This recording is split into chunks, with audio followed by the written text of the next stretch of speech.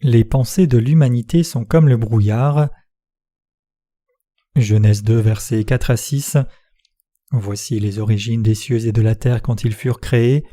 Lorsque l'Éternel Dieu fit une terre et des cieux, aucun arbuste des champs n'était encore sur la terre, et aucune herbe des champs ne germait encore, car l'Éternel Dieu n'avait pas fait pleuvoir sur la terre, et il n'y avait point d'homme pour cultiver le sol, mais une vapeur s'éleva de la terre et arrosa toute la surface du sol. Nous tous vivons chaque jour par la grâce et sous la conduite de Dieu, nous nourrissons du nouveau pain spirituel chaque jour et je suis très heureux de partager cela avec vous. Aujourd'hui, dans le passage des Écritures, notre Seigneur dit « Il n'y avait encore aucun arbuste de la campagne et aucune herbe des champs ne germait encore, car l'Éternel Dieu n'avait pas fait pleuvoir sur la terre et il n'y avait pas d'homme pour cultiver le sol, mais une vapeur s'éleva de la terre et arrosa toute la surface du sol. Pourquoi Dieu a-t-il dit qu'il n'y avait pas d'homme pour cultiver le sol ?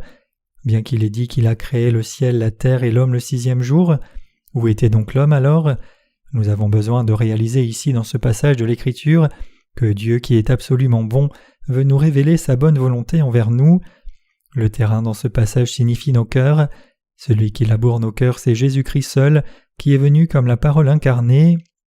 La parole de Dieu, en outre, apporte la pluie sur nos champs, les laboure et produit tellement de foi dans ces cœurs qu'ils peuvent servir le Dieu d'absolue bonté. Avant que Jésus-Christ ne soit venu dans notre royaume humain, Dieu a voulu labourer le champ de nos cœurs. Au début, il n'y avait que la brume sur le terrain. La terre ou le sol se réfère au cœur humain. Par conséquent, le passage « Une vapeur s'éleva de la terre et arrosa toute la surface du sol » symbolise l'état du cœur de ceux qui n'ont pas Jésus-Christ. En d'autres termes, les cœurs de ceux qui ne sont pas encore nés de nouveau sont remplis de leurs propres pensées. Avant que la parole du Seigneur ne vienne à nous, notre cœur était rempli de nos propres pensées. Lorsque quelqu'un ne connaît pas vraiment la parole du Seigneur, il ne peut pas connaître quoi que ce soit, même au sujet de ses propres péchés, ni même savoir ce qu'est la vérité. Il est totalement inconscient de ce qu'il est un être humain, d'où il vient, où il se dirige, quel est le sens de son existence, quels sont ses péchés, ce qu'est la justice de Dieu, ni ce qu'est son jugement. Par conséquent, nous devrions en premier regarder à la parole écrite, et par cette parole réaliser combien absolument mauvaise est l'humanité, et combien nos pensées sont différentes des pensées de Dieu. Vous devez savoir à quel point les pensées de l'humanité sont inutiles. Il est écrit « Aucune herbe des champs n'avait encore germé, une vapeur s'éleva de la terre et arrosa la surface de la terre. » Cela souligne le fait que nos cœurs sont remplis de méchanceté. Les êtres humains en sont venus à se lever contre Dieu à cause des idées découlant de leur cœur. Cependant, notre Seigneur qui laboure le cœur passe la charrue et retourne les pensées humaines qui s'élèvent du sol humide, ainsi le changeant dans un champ utile où les plantes et les arbres peuvent croître. Tout comme le brouillard est absolument inutile aux cultures, les pensées de l'humanité font obstruction au bon plan de Dieu et sa vérité ne peut pénétrer les cœurs. Nous devons réaliser que les pensées humaines ne peuvent apporter absolument aucun avantage pour nous. Seul Jésus-Christ a rendu possible pour le cœur des humains, qui n'a rien mais qui est mauvais, de produire des plantes utiles et des arbres en labourant et en retournant l'absolue méchanceté humaine. Si le Seigneur ne vient labourer le cœur humain, il est impossible pour les personnes de cultiver les terrains de leur cœur. Dans ce monde, il n'existe pas une seule personne, mais seulement Jésus-Christ, qui peut véritablement labourer et retourner le cœur des hommes et exposer leur méchanceté. Par nature, chaque être humain est né avec la méchanceté absolue. Pour de tels êtres humains complètement mauvais, les terrains de leur cœur sont des pierres et ont été remplis de toutes sortes de saletés, mais notre Seigneur qui est tout à fait bon est venu et a cultivé leur cœur et les a transformés en champs utiles. Certaines personnes aiment le brouillard pour le mystique et les sentiments romantiques, mais c'est vraiment mauvais pour la santé des organes respiratoires. De même, votre brouillard, comme les pensées, ne sont jamais bonnes pour votre santé spirituelle. Vous avez déjà probablement vécu vous-même combien les pensées inutiles ont tendance à venir dans vos esprits, comme le brouillard lorsque vous êtes assis seul à la maison. Nous devons réaliser que nos propres pensées sont tout à fait mauvaises.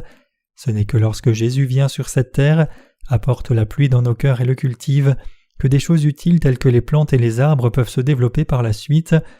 Toutefois, ceux qui n'admettent pas la totalité de la misère des pensées de l'homme et ne croient pas dans la bonté absolue de Dieu ne peuvent retourner à l'évangile donné par Dieu, l'évangile à travers lequel on naît de nouveau et d'esprit. Je vous demande de réaliser cela. Nous devons sortir de nos propres pensées. Les philosophes parlent de leurs propres pensées, mais ils n'ont pas réussi à fournir à l'humanité une réelle solution ou un avantage. Ce que disent les philosophes ne sont rien de plus que des hypothèses. Ainsi leurs revendications n'ont pas sauvé les gens dont les pensées sont tout à fait mauvaises, ni n'ont conduit au véritable évangile. En d'autres termes, les enseignements découlant des pensées humaines ne peuvent apporter aucun bénéfice à qui que ce soit. Tous les faits de l'homme découlant des pensées humaines de ceux qui ne sont pas nés de nouveau ne peuvent rien faire, mais conduisent les gens hors du chemin et les empêchent de naître de nouveau. Ces gens ne veulent pas connaître ce qu'est l'évangile de Jésus, l'évangile de l'eau et de l'esprit, pas plus qu'ils ne le croient en lui même quand il leur est prêché. Ce qui ressort de cela en fin de compte, c'est que de telles personnes deviennent l'instrument de leur propre destruction. Dans sa propre pensée, l'humanité a inventé la dynamite et développé l'énergie nucléaire pour un bon usage, mais maintenant ces inventions sont effectivement utilisées pour détruire l'humanité elle-même. Comme cela, nous devons réaliser que les propres pensées découlant de nos cœurs ne peuvent pas être bénéfiques, mais seulement nous nuire. Une vie de foi peut être engagée que lorsque premièrement nous rejetons nos propres pensées. En d'autres termes, une vie de foi, c'est de suivre la parole de Dieu après avoir échappé à nos propres pensées. La parole de Dieu est puissance et vie. Quand Dieu a créé le ciel et la terre, tout ce qu'il a ordonné était là, tout est venu à l'existence exactement comme il l'a commandé. Jésus a dit « Je suis la vraie vigne et mon Père est le vigneron ».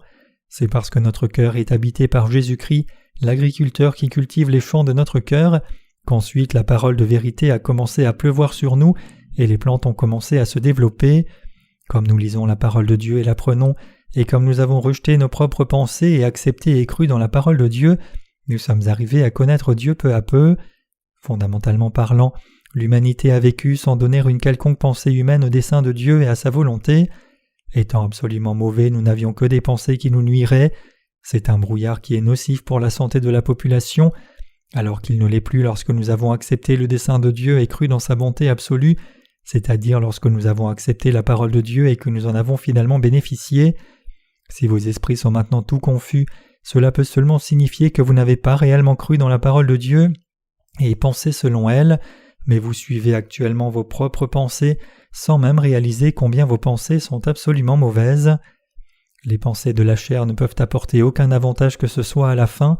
Il résulte de nos propres pensées seulement du trouble et le fait d'aggraver les problèmes. Lorsque les êtres humains qui sont tous absolument mauvais tombent dans leurs propres pensées, ils tombent invariablement dans un profond trouble et ils glissent aussi dans un marasme, élaborant et abandonnant des plans par eux-mêmes, construisant et détruisant des châteaux construits par eux. En fin de compte, ils sont incapables de croire en Jésus, se dirigeant ainsi droit vers l'enfer. Toute personne qui ne sait pas comment vivre par la foi est inévitablement liée à marcher sur le chemin de la destruction comme cela. Nos propres pensées peuvent-elles nous bénéficier? Non, elles ne le peuvent pas. Au contraire, c'est la parole de Dieu qui apporte le salut à l'humanité, donne la vie éternelle, résout ses problèmes et donne des bénédictions. Voilà la raison pour laquelle l'humanité doit échapper à ses mauvaises pensées. C'est seulement notre Seigneur qui peut vraiment labourer le terrain de nos cœurs. Quand nous recevons le Seigneur dans nos cœurs, quand nous connaissons sa parole et que nous croyons dans cette parole, c'est alors que le terrain de nos cœurs est labouré et retourné. Les pierres sont supprimées, le champ est fertile, et alors notre ego est brisé tout comme les mottes de terre sont cassées. Après cela, seulement la semence de la parole de Dieu doit être semée dans nos cœurs. La parole de Dieu doit venir dans notre cœur d'homme à l'état pur, exactement comme elle est, et nous devons nous tenir sur cette parole et croire en elle dans toute sa pureté. Seulement alors Jésus-Christ peut travailler dans nos cœurs. C'est Dieu qui cultive nos cœurs, et c'est aussi Dieu qui travaille en eux. Rien d'autre que Jésus-Christ est le Seigneur de l'humanité et son pasteur. Rien de ce qui est sorti de la tête de l'homme ne pourra jamais cultiver son cœur totalement dépravé, ni libre dans ce monde, ni philosophie humaine, ni doctrine chrétienne, et aucune religion que ce soit ne pourra jamais le faire. Qui alors bénit nos cœurs bien que nos pensées soient totalement mauvaises? Ce n'est autre que notre Seigneur Jésus-Christ. La Bible est la parole de vérité parlée par le Seigneur. Lorsque nous nous appuyons sur la parole écrite de Dieu, dès ce moment, notre Seigneur commence à cultiver nos cœurs et nous fait produire des plantes, des arbres, des fleurs et des fruits. Il n'y a rien d'autre qui peut labourer le cœur de l'être humain, mais seulement la parole pure des Écritures, la parole de Dieu. Seule la parole des Écritures peut labourer le cœur humain, et seul Jésus-Christ, notre Seigneur et le Roi des rois, peut réellement cultiver nos cœurs. Pensez-vous que la Bible elle-même est l'absolue bonté de Dieu? Lorsque nous regardons au livre des Actes, nous voyons qu'il est dit « Ces Juifs avaient des sentiments plus nobles que ceux de Thessalonique. Ils reçurent la parole avec beaucoup d'empressement et ils examinaient chaque jour les Écritures pour voir si ce qu'on leur disait était exact. Plusieurs d'entre eux crurent ainsi que beaucoup de femmes grecques de distinction et beaucoup d'hommes. » Acte 17, versets 11 à 12. Lorsque Paul et Silas sont entrés dans la synagogue des Juifs à Bérée, ils ont trouvé des gens d'esprit, des justes.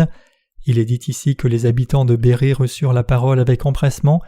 Nous devons nous examiner nous-mêmes pour voir si oui ou non nous sommes en effet comme ces personnes. Le cœur de ceux qui sont conduits et labourés par le Seigneur sont précisément ces cœurs. Les justes acceptent la parole de Dieu dans le terrain dans leur cœur avec un oui, si c'est vraiment la parole de Dieu.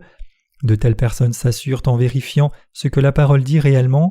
Elles sont conduites par Dieu à travers leur foi, faisant que beaucoup de personnes retournent à Dieu, devenant serviteurs de Dieu, le suivant et lui obéissant par la foi et étant de véritables serviteurs. Ceux dont les cœurs ont été couverts par le Seigneur méditent profondément ce que la parole de Dieu dit et ils concentrent particulièrement leur foi dans la parole du Seigneur. Ils ne sont jamais liés par leurs propres pensées mauvaises, mais ils les laissent de côté s'ajustant eux-mêmes sur la parole de Dieu. Telles sont les personnes qui sont couvertes par le Seigneur. S'il y a un cultivateur, alors quel est le résultat ? Le champ produit des arbres et des plantes. Lorsque nous acceptons de Dieu sa bonté absolue dans nos cœurs totalement dépravés, à partir de ce moment-là, notre cœur qui croit dans la bonté absolue de Dieu commence à donner des plantes, des fleurs, des arbres de foi. Les champs de nos cœurs produisent des plantes comestibles pour Dieu. Mes amis croyants, c'est notre Seigneur qui cultive nos cœurs qui sont tout à fait mauvais. Par conséquent, nous devons nous confier au Seigneur et notre cœur doit être régi par sa parole. C'est mon plus sincère souhait et désir que vous tous laissiez de côté vos propres pensées, croyiez dans la parole de Dieu, teniez sur elle et vous y conformiez, et soyez ainsi labourés par le Seigneur pour son précieux travail. Notre Seigneur cultivera alors librement les champs de nos cœurs, vous deviendrez les serviteurs véritablement appropriés pour le travail de Dieu, et nous verrons Dieu seul glorifié.